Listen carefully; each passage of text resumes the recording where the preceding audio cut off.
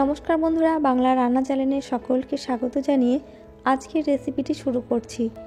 আজকে আপনাদের জন্য নিয়ে এসেছি দারুণ স্বাদের নরম তুলতুলে রসমালাই পিঠে।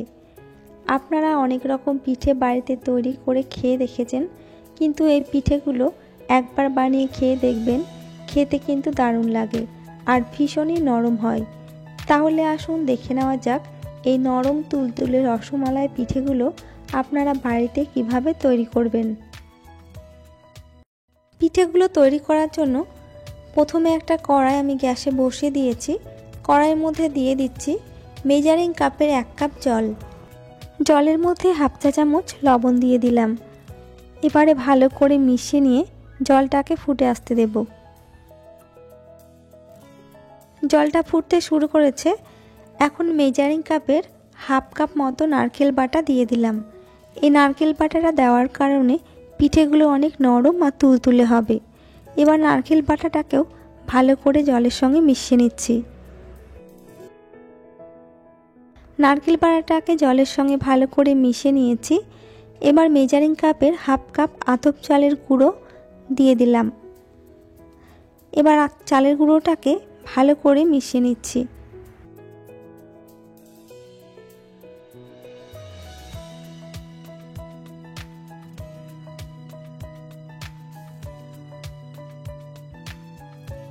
চালের গুঁড়োটা ভালো করে মিশিয়ে নেওয়ার পর দেখুন গুঁড়োটা ডোতে পরিণত হয়ে গেছে। এবার গ্যাসের ফ্লেমটাকে বন্ধ করে দিলাম। তারপর একটা প্লেটে নামিয়ে নিচ্ছি। তারপর ডোটাকে গরম অবস্থাতে একটু মেখে নিতে হবে।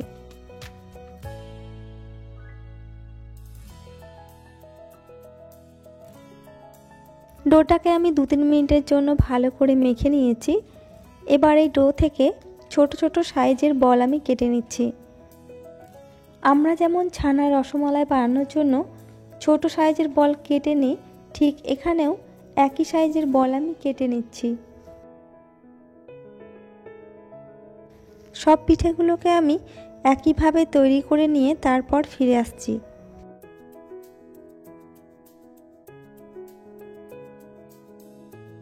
দেখতেই পাচ্ছেন সব পিঠেগুলোকে আমি তৈরি করে নিয়েছি।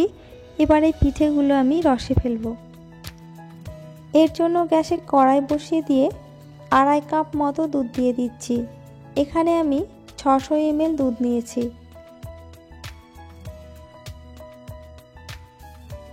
এখন এই দুধটাকে জাল করে নেব। দুধ এখন হালকা গরম হয়ে গেছে। এই সময় 4 চামচ গুঁড়ো দুধ দিয়ে দিলাম।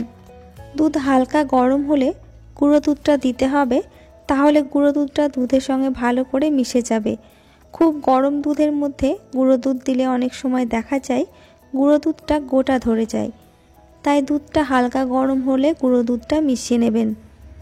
এখানে গুঁড়ো দুধটা দেওয়ার কারণে দুধটা অনেক ঘন হবে আর পিঠেগুলো খেতে অনেক বেশি ভালো লাগবে।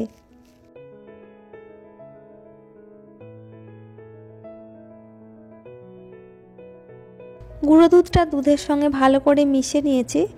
এখন দুধের মধ্যে 2 টেবিল চামচ চিনি দিয়ে দিলাম আর 2টো এলাচ থেতো করে দিয়ে দিচ্ছি। এতে করে খুব সুন্দর একটা ফ্লেভার আসে। এবার ভালো করে মিশিয়ে নিয়ে 4 থেকে 5 মিনিট মতো জাল করে নেব।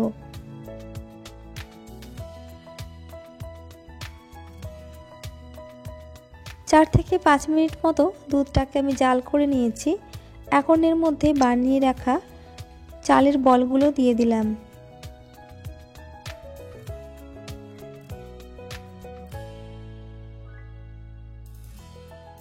এবারে বলগুলোকে হালকা হাতে একটু নেড়ে চেড়ে দিচ্ছি। তারপর আরও 7 থেকে 8 মিনিট মতো জাল করে নেব।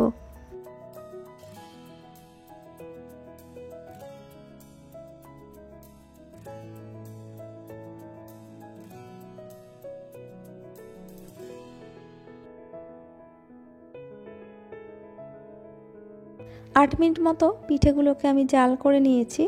এখন এর মধ্যে 100 গ্রাম খেজুর গুড় দিয়ে দিলাম। আপনারা চাইলে শুধু চিনি দিয়েও করতে পারেন বা অর্ধেক চিনি অর্ধেক গুড় মিশিয়েও করতে পারেন। তবে অল্প একটু খেজুর গুড় দিলে এই পিঠেগুলো খেতে বেশি ভালো লাগে। গুড় দেওয়ার পর এই পিঠেগুলোকে আরও 2 মিনিট মতো ফুটিয়ে নিচ্ছি।